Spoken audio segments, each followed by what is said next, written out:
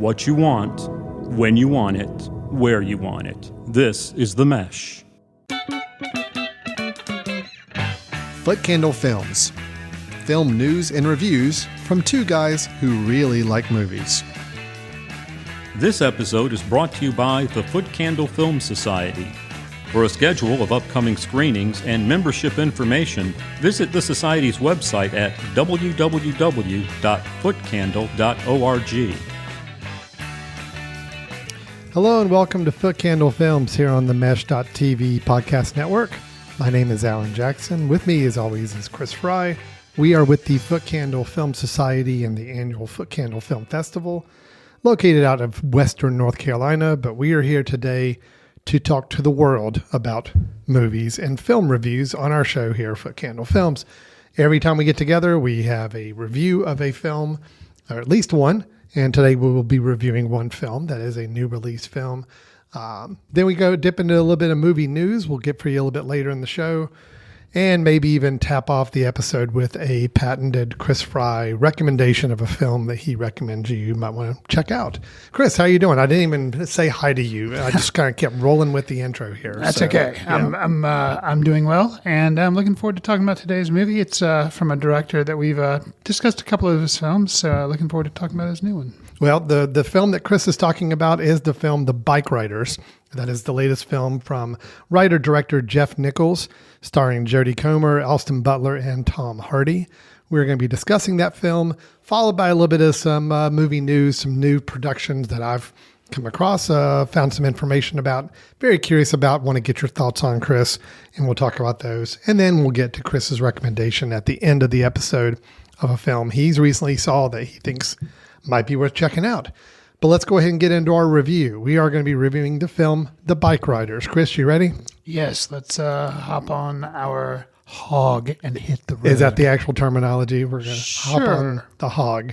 I mean, Wild Hogs used it, and that was a great film. So I feel like we can co-opt that. Yeah. Here we go. Here's a review of The Bikeriders.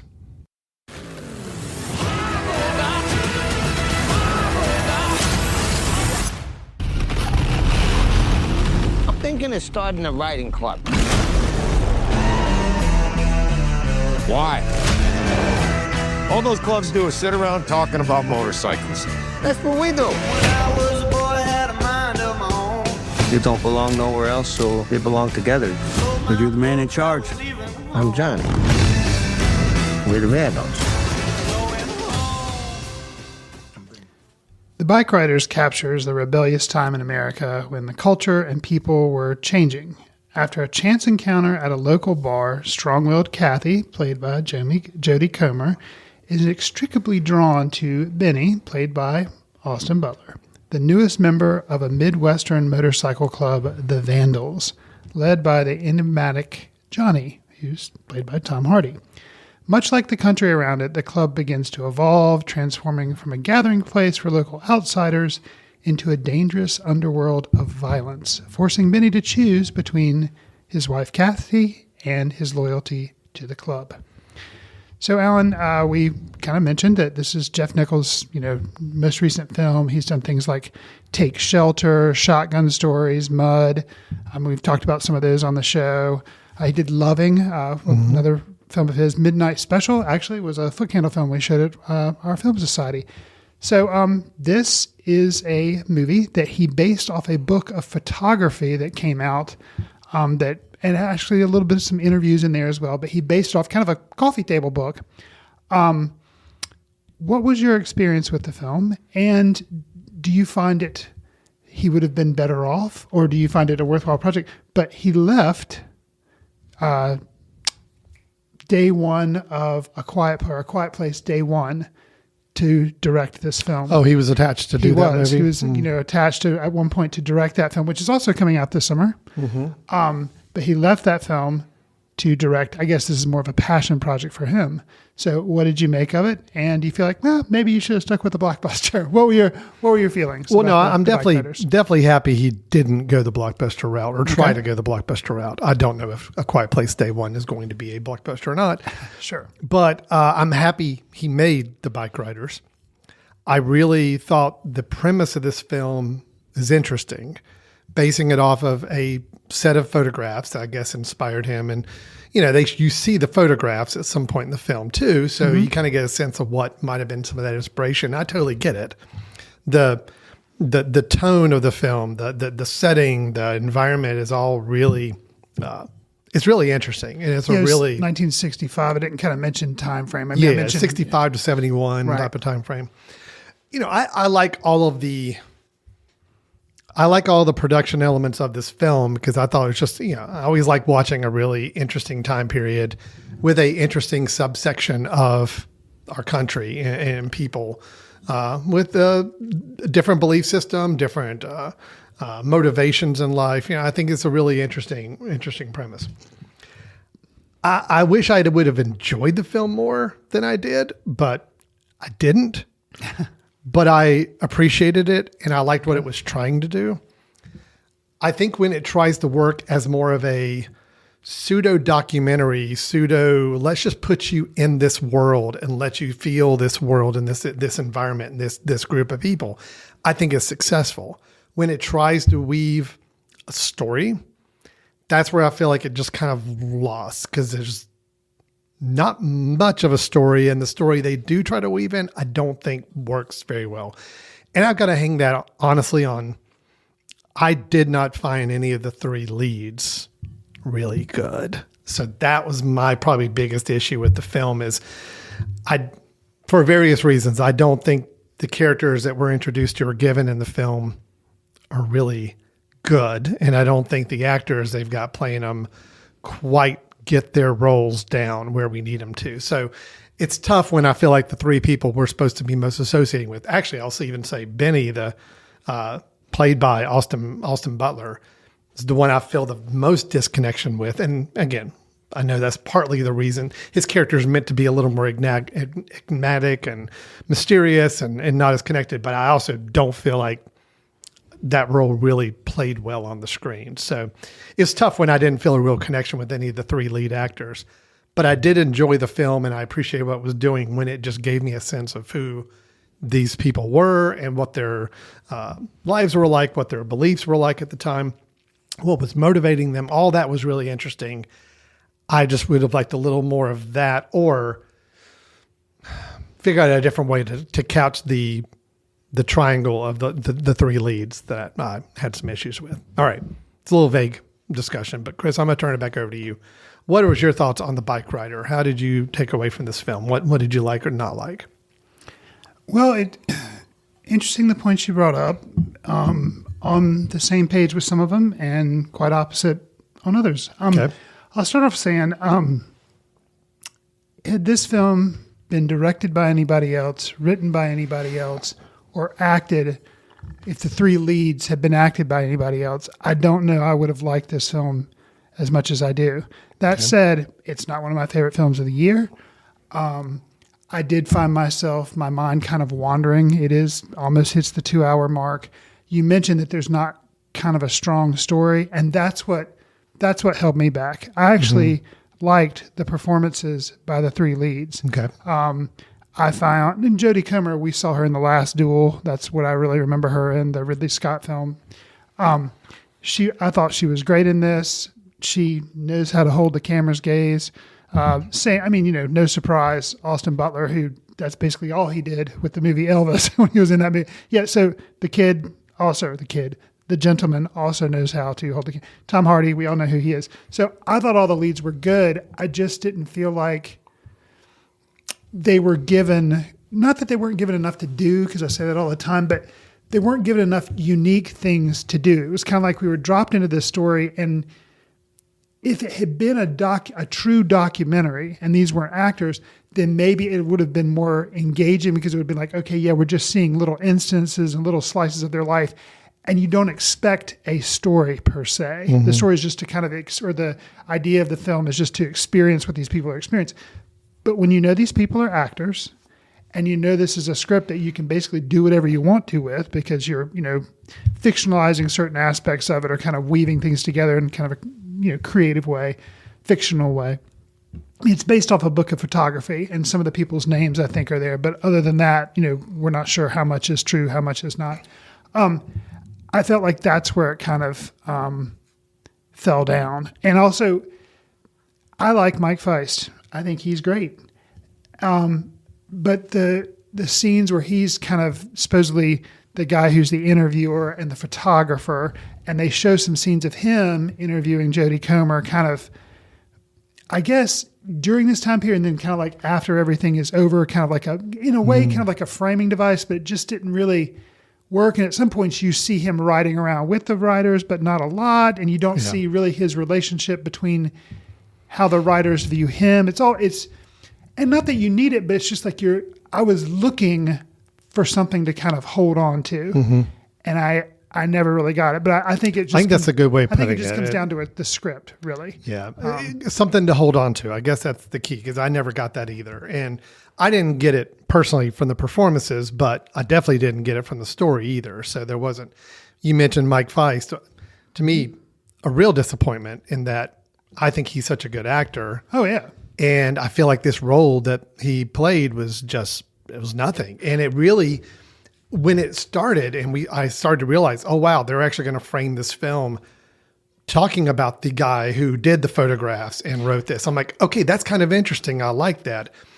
But we never got any connection with him. And even his relationship with the rest of the group, the biker gang, was so, like, you don't know what that relationship was until like one gang member, like 2/3 of the movie, makes a comment about the guy Mike Feist is playing. Right.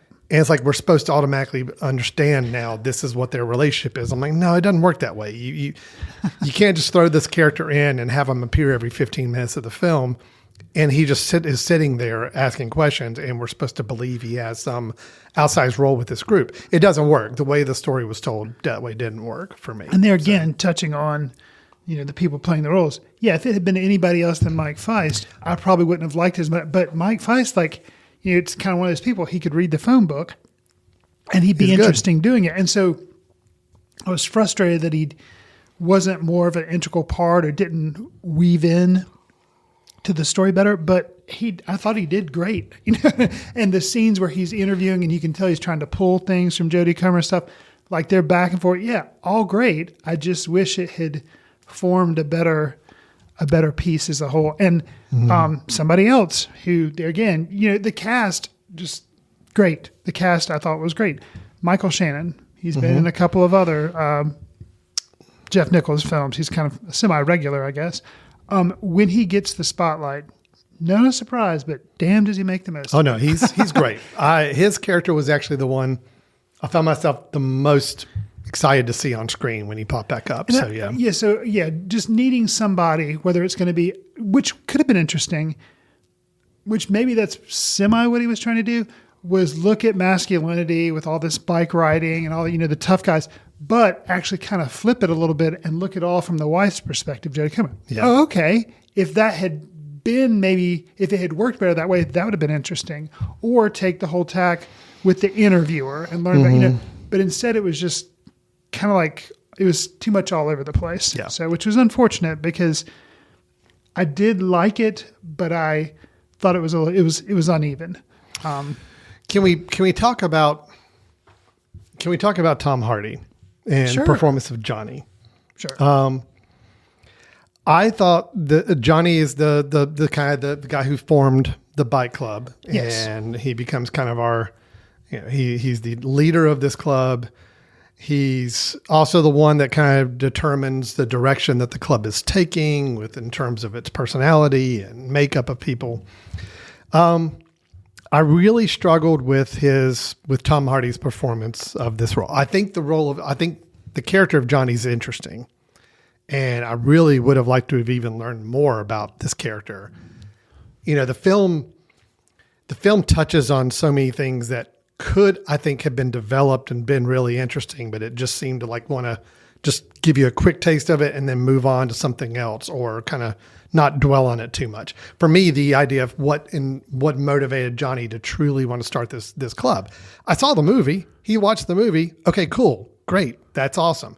But it's got to be deeper than that. He watched the movie The Wild One, which starred Marlon Brando. Yeah, okay. We should have and said so that. he's like watching that, and his wife's like, oh, and he's like, yeah, I need a place. I need to feel like I fit in, kind of like, I need to make this game. So Yeah, and I feel like I'll say I can see you having issues with this performance. I understand, but like to me, if you're going to try to give the film a pass, even though it's like these people didn't know who they were, and so that's the whole thing. It's like kind of hard to know who he was when he doesn't really know who he is himself. Mm-hmm. He has a family, yet you don't really see him interacting with his family. He actually, which is kind of weird, like. You assume, because of what we've seen in Hollywood movies and things, like the gang, this is their job, and this is what they do is they go around and like they're kind of like the mafia, or what you just assume in my head that's what this is going to be. But no, apparently with this gang that's based on a real thing, based on a photo book, these people all had jobs. Like he's a truck driver, so I guess this is like his, it's a group, like a fan club. They like motorcycles and they just get together on the weekends and have picnics and ride around and, go to bars and stuff. Yeah. So it's like, that was interesting. But yeah, it was like kind of they're trying to define themselves by making this club that eventually does, lead to some. Well, the thing is, I feel like it's a situation of show, don't tell. It's one thing to hear a character say, I need this, I want to do this. Right. And to hear a Jodie Comer and a narrator say, well, they wanted this and they needed this, so this is what they did. I'm like, okay, no, you can show this to me without having to like dictate it as a narration piece. I just felt like, again, it distanced me from the characters. Benny, the one played by Austin Butler, he is meant to be mysterious. I get that. He is meant to be the one that we probably know the least about. Also understood. And I thought his introduction was great. I thought the opening scene, he has a scuffle with some guys in a bar because they're wanting him to take off his jacket, his colors, that represent what gang he's with, and he refuses to do so. But me personally, I never once got any sense of why Benny felt this way. Okay? Like you tell me, sure, he's willing to go, he's willing to fight hell in a handbasket to keep his colors for his gang. Why? Like, why is it that I should feel this way about these characters? And the story's there. There is a story there. It just, the film didn't spend a lot of time going into it. So again, like you said, it's that nothing to really grab a hold of. Right. There's a turn in the character of Benny at the very end of the film where and I didn't buy it because I'm like, I don't understand why you haven't given me anything in this film to make me feel like why this character's turn makes any sense. So anyway, that's the whole thing for me. Like you, I couldn't grab on anything meaningful. For me, it was the performances. For you, it was just story. But I think overall we needed something to hold on to here. So. Well, so I was riding along with the film, and the ending for me was what really fell flat. Yeah. It teased something with the destiny of, you've already mentioned kind of Benny's character, and a question about their whereabouts, and then there was an odd reveal, and then the person was like less than 100 feet away. And I was like, he was like less than 1 foot. They widen the shot and he's like 100 feet away. And it's like, okay, I don't understand why that question was asked. Yeah. When it just seems such an artificial construction. There again, using Mike Feist and Jodie Comer, which to make for the most part, when they were talking on screen, they're back and forth at different time periods. I liked, but then at the end, I was like, okay, do what? I didn't understand. I mean, I guess they needed an ending, and that was like a clever way to ending, and then kind of a reveal, and then it kind of closes in at one point on Austin Butler's face or Benny's face. And you hear like rumbling of a motorcycle, and I was just like rumbling of a motorcycle, and I don't know. It really, that really didn't work. And so that was kind of the note that I left the theater on, which, ending doesn't work, then a lot of times that's what you can remember. So. You do. So there's a moment in the film. I mean, the film does have some semblances of some story elements. They're few and far between, and they're not terribly long developed. I was invested in the cockroaches arc. Okay, well, let me ask about cockroach. Let me talk about cockroaches. Cockroach was one of the members of the gang. We find out later in the film that for some various reasons he's contemplating leaving the club. Emery, played by Emery Cohen. Okay, all right. Throw out his name there. And we're not going to talk details and spoil, but just say there is an action performed by Johnny with Benny in tow. Yeah. Dealing with cockroach. Yes. that I didn't understand.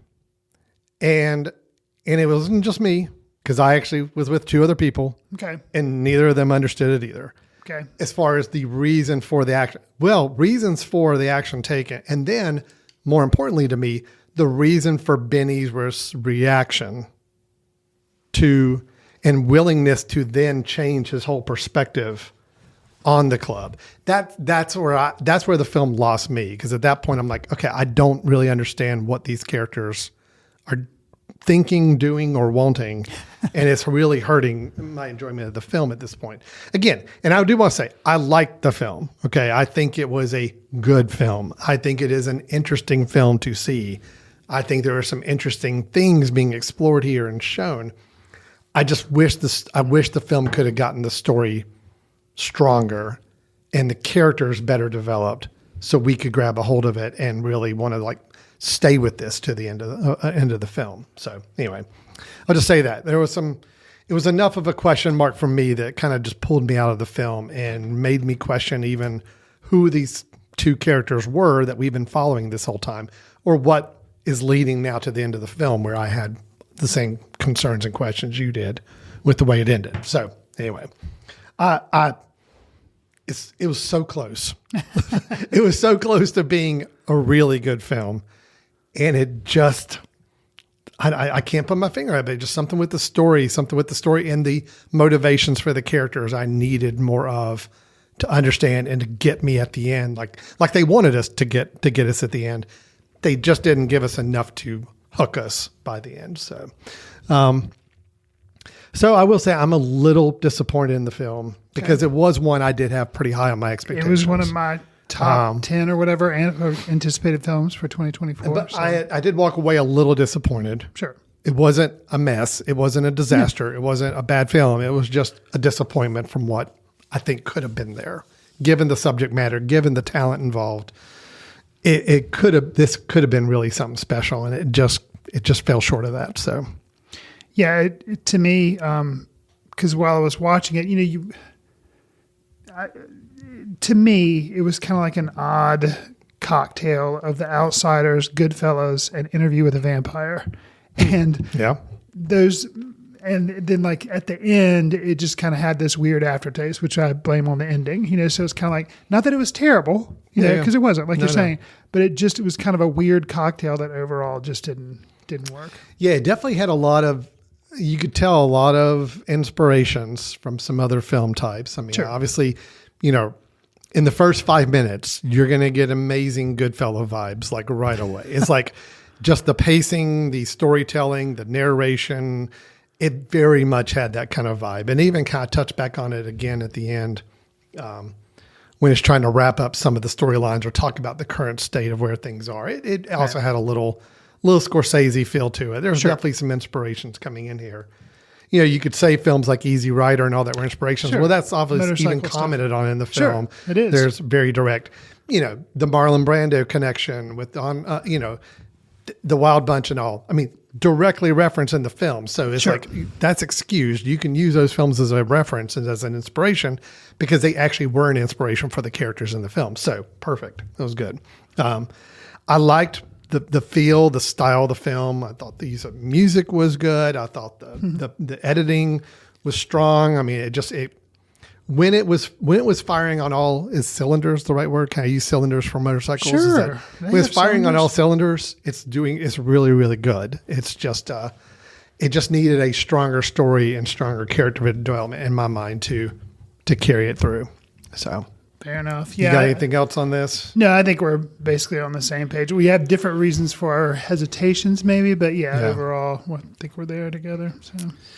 Yeah. And I think if you are interested, if you like these actors, or, to see it on the big screen, because I think it does benefit, because there are some scenic shots of the Midwest and them riding around in motorcycles, and there are some cool shots. There's one of them riding on the highway at night with all the headlights and the roar of the motorcycle. So, it benefits from a big screen viewing. So Agreed. if you're interested in it, don't wait until it's streaming or something. Go head out to the theater and see it. So I completely agree. Completely agree.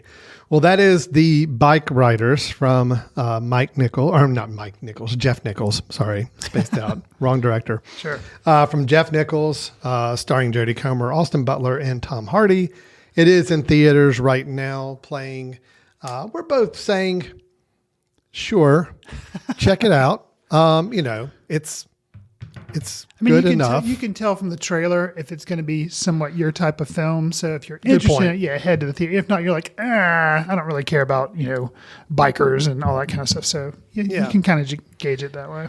Yeah, I will say the audience I saw it with yesterday, kind of interesting mix of ages and demographics. So I think there was I think there is some cross appeal to people wanting to see a story like this told, and a little bit of the historical relevance of it. And, I hope it does well enough because, again, I like it when films like this are being made. Sure. It's just, this one was close. Well, and that It was kind of really close to being that kind of great. leads back to the question of the intro. It's like, and you mentioned you answered it right off the top. Yeah, I'm glad Jeff Nichols decided to make the Bikeriders instead of doing a sequel to The Quiet Place. Not that there's franchise anything wrong sequel, with doing that, but like he's able to do what he wants in Hollywood by making like standalone films. So go for it.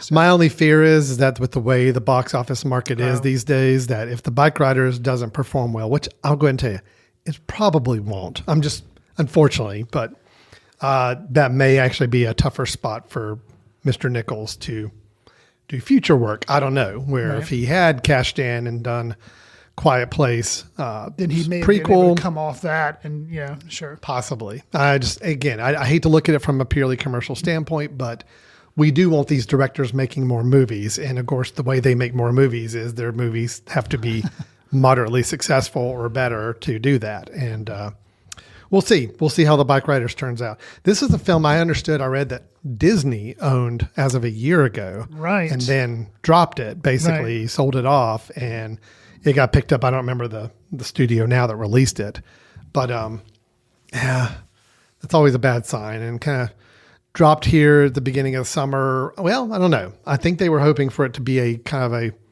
little bit of a more adult summer movie coming out, but I don't know.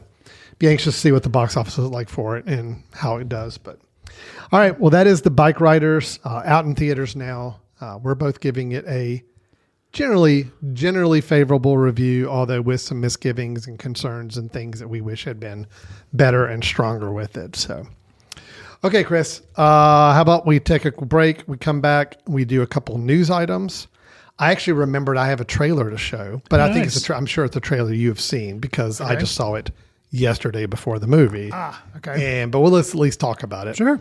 And then you got a recommendation from you to come up as well. So, all right, stay tuned. You're listening to Foot Candle Films here on the Mesh.tv, and we'll be right back. This podcast is sponsored by Jackson Creative, a custom communication agency located in downtown Hickory, North Carolina, specializing in online content creation. To learn more, visit thejacksoncreative.com. Jackson Creative, we tell your story.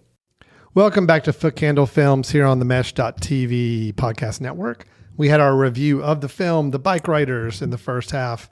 Now let's move on to a couple of news items. Chris, I teased that we would play a trailer right before the break, literally 60 seconds ago, or however long the break was. Sure. And in that quick time frame, we have since discovered that the trailer that we were going to play and talk about is actually not available online until 2 hours after this recording time. So unfortunately, we're not going to be able to play the trailer or talk about it in detail.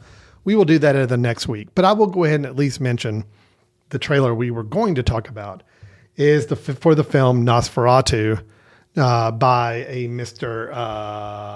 Robert Eggers. Right. Robert Eggers that we know from The Witch, from The Lighthouse, and also did The Northman, correct? Yes. I think that's the three he's done. I believe you're right. Okay. So Nosferatu, that trailer did premiere with the Bikeriders in the theater, but it's not available until a few hours from now. Chris, are you at all interested in Nosferatu? Are you, I mean, both from a subject matter, from a, an original vampire story type of thing? I mean, sure. Sure. Robert Eggers, I really like The Witch. It's kind of been diminishing returns a little bit since then. The Lighthouse, I thought it was interesting, but wasn't really that into. And then The Northman, it's kind of the same thing. I do like Willem Dafoe, and he's in this film, as well as the guy who I cannot remember his name. I'm drawing a blank, but he played it in the as a Skarsgård. Yeah. Alexander, is it Alexander or? It's not Alexander, and it's not Stellan. Bill. There we go. Bill. It's the one with the least appropriate name. Bill. Not Stellan, not Alexander. It's Bill. Bill Skarsgård. So yeah, I thought it looked interesting. I will say I'm a little surprised at kind of the presentation of what we saw in the trailer, because it looks like the most quote unquote normal thing that Robert Eggers has done. Like with The Witch, it was very colonial America kind of starting, like stripped down, very stark filming. Lighthouse was black and white.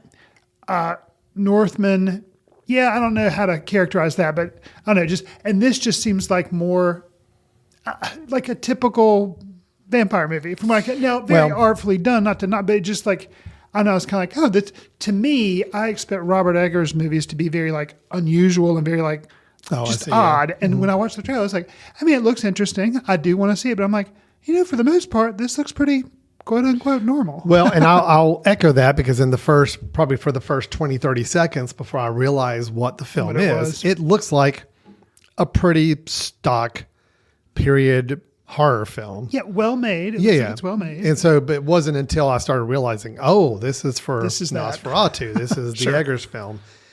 It gave me a lot of Bram Stoker's Dracula.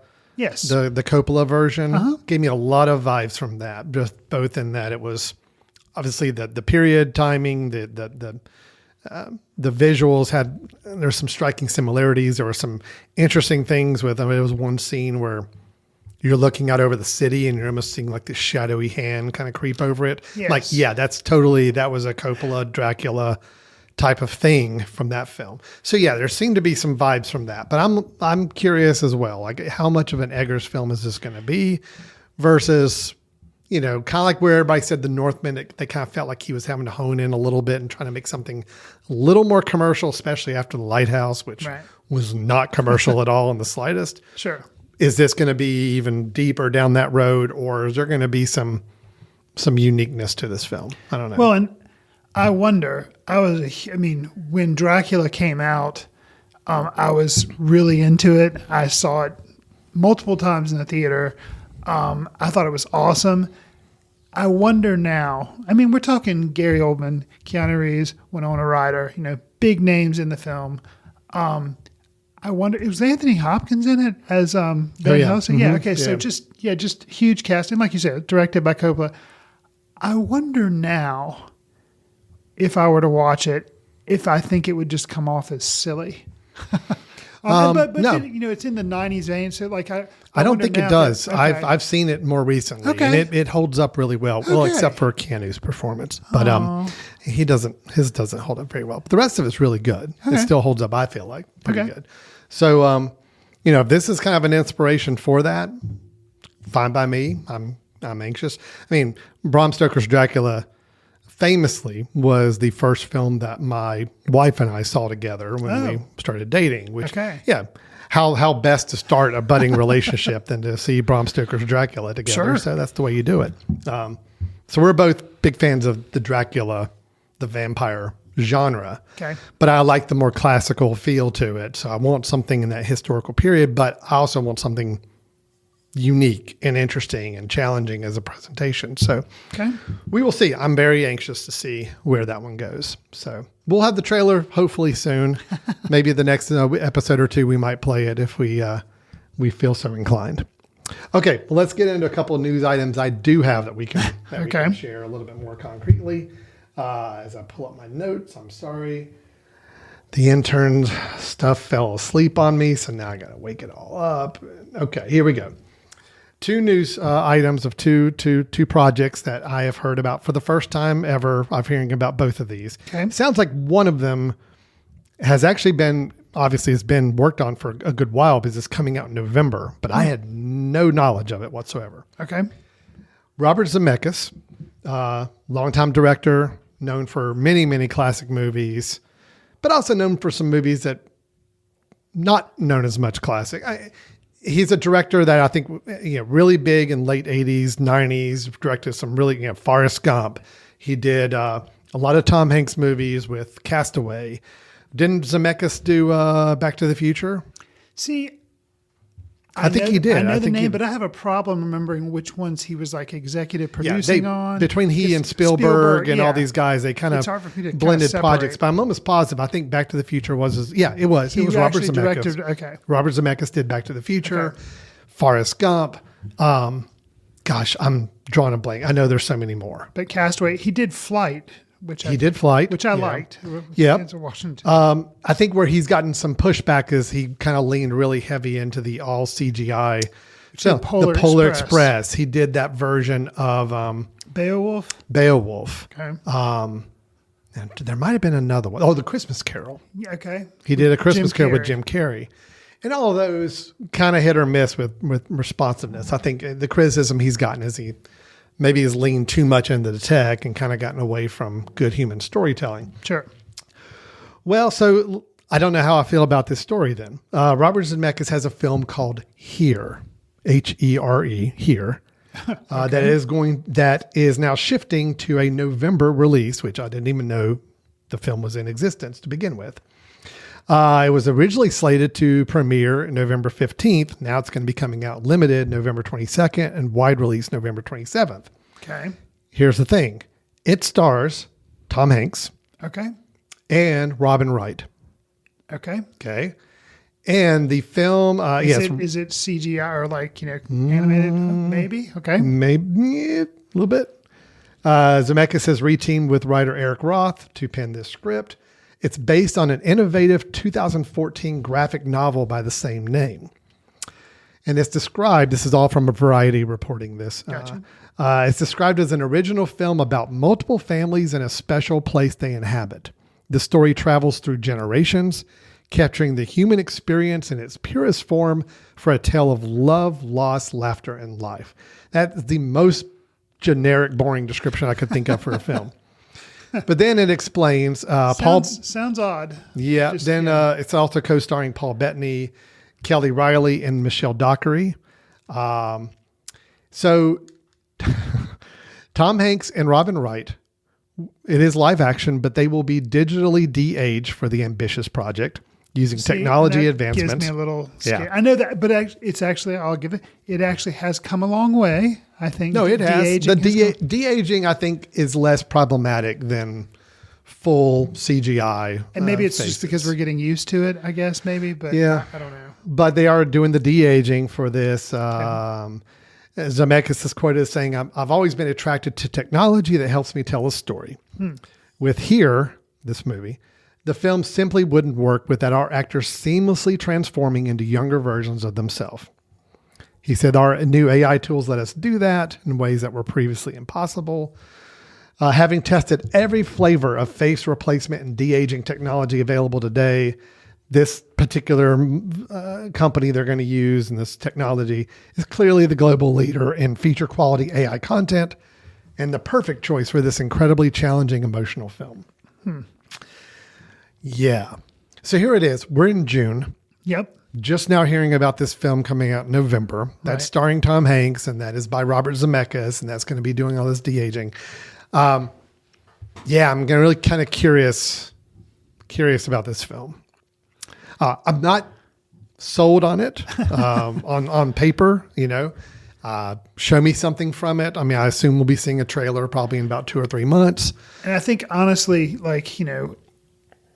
which I guess could be a warning sign, if it takes a trailer to make me interested in the film, maybe that's why. But with this, I'm very cautious. But a trailer may be like, okay, I'm going to buy this. So Well, there's I think with obviously, this, the need it. concept we read, the description was so broad and generic. I think you give me a little more meat to this, there may be something interesting here, or maybe some desire to see it. Right now, though, it's sounding concerning. Again, I just think about all the flack that Scorsese took with The Irishman about the whole de-aging. Right. And granted, I thought it was fine. I thought the technology to me worked okay. It didn't bother me. But it does cause some friction with audiences. And you're going to have people who, like me, didn't care and thought it was fine. You're going to have a lot of people who immediately are going to throw up their hands and say, nope, can't do it. It doesn't work. Right. And especially a known quantity like Tom Hanks. Mm-hmm. De-aging Tom Hanks and spending considerable time with a de-aged version, that could be an issue. Right. Right. Yeah. Okay.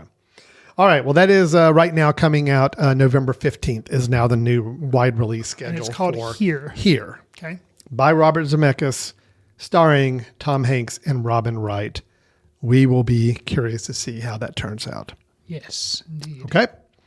The other one I've got to share, little lighter subject matter. Okay. Well, yeah, we'll go with that. Did you ever see the film? And I never know how to pronounce it. Is it Megan? Is it Megan with a 3? I just say Is it Megan. Megan. Yes. Did I you did see see it? it. I You did. did see it. Mm-hmm. What did you think of it? It's exactly what the bill of sale said it was going to be, or the trailers. It's a Blumhouse production. So it has kind of some comedy in it, but it's kind of like a next generation Chucky film. Yeah. With the whole use of like AI, kind of AI, like, robots coming to life and having their own feelings, and, it turns into a killer, but I thought it was okay. I'm imagining, I think it got decent money. It did. And I think it helped that there was a meme that came out of a dance that she did. Yes. In the film. That does help. Memes always help. Memes help sell. Yes. But the fact that this is a news item makes me think that there's going to be a sequel. Not necessarily. Okay. A little different. Movie cinematic universes are all the rage right now, right? True. Every film has to have a cinematic universe associated with it now. And Megan is no exception. So a little clarification. You were asking about how to pronounce the name. Not that this matters, but in the film, there was like iterations of the Megan robot. And so this was the Number one, 3. The 3 was the one. Yeah. It's like the one that like actually came to life and worked. So which honestly, from a film marketing standpoint, they should have held that title until the 3rd Megan film. And then you flip the E and make it a 3, and then you're a genius, but they didn't do that. Okay. Yeah. So now we get confusion because we see a 3 in the title, but it's not the 3rd movie. It's the 1st movie, but whatever. Right. So Atomic Monster and Blumhouse are developing a new film that is expanding the Megan universe. Got you. It is called Soulmate. And the A in the word soulmate is the number 8. Nice. So there again, you got the synergy going on there with the let's change one letter to a number. It is being deemed as an erotic thriller with a technology twist.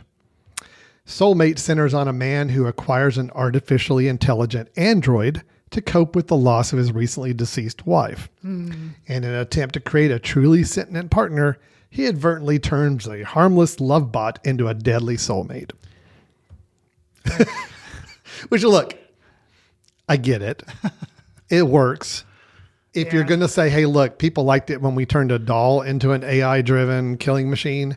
What if it was a, sex bot? Okay, let's do that. And actually, the film kind of writes itself at that point. It's like I can just imagine the notes and everything that's going to play out. It is interesting, which I will give the film a little credit. Instead of just being what I would assume would be a little bit more of a typical trope, lonely guy gets sex doll to make his life less lonely. It's actually someone who's trying to get over his deceased wife. So that gives it a little bit more nuance than I would expect out of the box. So I'll give it credit for that. So it says the film is being described as being this is all from Variety. Once again, thank you, Variety, for all this great information. The film is being described in the tradition of 90s domestic thrillers, but with a modern technological twist. So think Fatal Attraction, Sure. think, other kind of more erotic driven thrillers. Single but, white female. That right. kind of thing. But it's that now we have an AI robot that is So going to who be doing plays the this. robot? It doesn't say. Oh, okay. We don't have actors yet assigned to it. James Wan and Jason Blum will be producing the film, so it is a Blumhouse production. I think we do have a director. Let's see. Oh, where was I? Just saw the director in here. Sorry, Kate Dolan, Okay. who directed a film called You Are Not My Mother. She will be directing the film. They have a date of January 2026 Okay. for release. So, So we're we're a still little bit out. They're just now starting. Sure. So I think they're moving on to casting. Got you. But Chris, you may be saying to me, but what about Megan? What poor is Megan Megan's gone just getting forever? left in the No, dust. you're exactly right. Megan is going to have a sequel. Okay. It'll be M3 GAN 2.0. God, this is it's going to get Yeah. confusing. Megan 2.0 is scheduled for June 2025. So it is having a sequel. It's going to have Allison Williams returning, Violet McGraw, the two of them returning in the film. So yeah, we will Which see. sounds like placement wise. Yeah, they're expecting. I'm assuming there's also going to be a hint of soulmates. I bet like there'll somehow be references to soulmate in the second Megan movie because of how they're being released. I would assume that they're the same company or whatever Right. is going to be Right, somehow right. involved in both films. That's going to be kind of the universe they're building is Sure. company making these AI robots to satisfy people's needs, and they're turning into killing machines. So, all right. So the Megan cinematic universe is expanding, Chris. Get your tickets now. Be a part of it. Yes. I never saw Megan, so I'm speaking all of this from I just, mean, it was, and I think when I saw it, it hit kind of at one of those times where it was either like summer and I was looking for a stupid diversion or just, turn your brain off. It fit that, or it was maybe near Halloween when I saw it. So it also fit that like, oh, I just want to go see a scary movie, so it kind of hit me at the perfect time, but it was fun enough. Yeah. So, yeah. Okay. Good deal. Interesting. All right. Well, that is all the news we have. So here is coming in November. Soulmate will be coming in 2026. Megan 2.0 coming out in 2025. That's the movies we have on the horizon. Nosferatu, we'll talk about the trailer in more detail in the coming weeks. So with that, wrapped up all of our news sections. Chris, I do want to toss it over to you because it is time for the Chris Fry recommendation. What film do you have to recommend for us this episode that you think is worth our time checking out? I'm going to talk about a film that was released 25 years ago. It is currently available for streaming on Hulu. Although immediately when you said 25 years ago, my initial first synopsis thought was, oh my gosh, that's really old. That's like back in the 80s or 90s. And I'm like, no, that's like 2000. Yeah, 1999. Yeah. Time is flying, man. Yeah. Time is flying. Okay, sorry, go ahead. It's on, you can stream it on Hulu, but it's also you can probably rent it numerous places, I would assume. I'm talking about Office Space. Oh, wow. And pretty much Yeah. everybody's probably seen this movie. I had seen it in its entirety once, but I feel like I've seen it a million times because, you hear references all the time about staplers and burning the building down and things like that. But I revisited it, and I was surprised at how much I still enjoyed it and liked it and gave it a 4-star rating in Letterboxd. Nice. It's just, there are just several things. There's clearly nostalgia. We're talking about 25 years ago. So yeah, I'd only been out of college for a couple of years at this point, and I'd entered the workforce. And then here's this movie that talks about working in an office and getting frustrated, wanting to beat the crap out of a copier. Yep. I can totally, I hear you. It's like anybody who's worked in an office can see like getting together for like birthday parties and like handing out the cake. There's just, I could pull a Chris Farley and just name all these different scenes in there, but it was so much fun to return to. Seeing Jennifer Aniston and Ron Livingston like super young was also kind of cool. Somebody else too, and I mentioned the stapler and I'm going to burn the building down. Stephen Root, he's been in a lot of movies. never, and granted, I think this is maybe one of the first things he did, and I was definitely not aware of Stephen Root. I don't think I became aware of him until after this movie, but not because of this movie, because like he just became somebody else. I mean, yes, it was him, but he wore these glasses that made his eyes look really weird. Yeah. And his voice was not the same, and he plays a character unlike any other Stephen Root character that I'm aware that he's ever done. I think Milton was the name of the guy that It's he plays in Milton, there. yes. And it's just so bizarre. Only at the end of the film, his voice becomes a little recognizable as Stephen Root. But other than that, you're just like, dude. And it's such a, and I don't know, writer, director, Mike Judge. I think he had a comic strip that basically Office Space was based off on, which was based off, I guess, Milton was the name of the comic strip. Yeah. But I don't know whether Mike Judge was like, okay, Stephen, this is the dude I want you to play, or whether Stephen Root got to come and say like, oh, I got it, and I'm going to do this. Like, I don't know. But that, for me, even though I like the film and, I like lots of things about it, but to me, it was just fascinating watching the character study of Stephen Root doing Milton. It's just like, the closest character he ever had to Milton was in the movie Dodgeball. You remember seeing Dodgeball? Which came later? It came much later. Okay, yeah. But Dodgeball. I have seen Dodgeball, but I've forgotten it. His character in Dodgeball is probably about the closest we get to Milton. It's still not Milton, but it's closer. There can only be one Milton. There can only be one Milton. Okay. No, I think that's a great pick, Chris. I do. I love this movie. And actually, as soon as you mentioned this film, it reminded me that I've had a burning desire to go back and see Idiocracy. Okay. The other Mike Judge film that came a few years after this one. I am hesitant to revisit Idiocracy, but I want to visit. And actually, after seeing Office Space, I'm even that much more encouraged because I remember I really liked Idiocracy when I saw it. Did too as well. I, like you, am a little nervous to go back to it because I'm afraid there's going to be too many things. I'm going to say, oh yeah, that's kind of how things are turning out. So, but I mean, this is to me, Mike Judge in these two films had the perfect eye for the satire of the world we live in. I mean, the office environment, that corporate environment, and then on Idiocracy, just government and society as a whole. Right. Yeah. He had his finger on the pulse for sure. And, these two are an interesting pairing of films. So I'm glad you recommended Office Space. I'd like to go back and revisit it again sometime myself. So, yeah. And you said you saw it on Hulu? Okay. Yeah, which I'm sure you can rent it numerous places. But Hulu's an easy place to get it if you've got that subscription. Sure. Good. Mm-hmm. Well, that is Office Space, Chris's recommendation of a film to check out from writer-director Mike Judge. Available on Hulu at a tidy, Chris Fry approved 89 minutes running time. So. Yeah, it was nice, tidy running time. I love this. All right, Chris. Well, that is our show for today. We had our review of the Bikeriders. Both came out generally positive on the film, but some questions, issues, concerns, things we wish had been done better with it. We had our discussion about the new Megan spinoff movie Soulmate, the new Megan sequel, the new Robert Zemeckis film with Tom Hanks and Robin Wright coming out this fall, where they're going to be de-aged a whole bunch.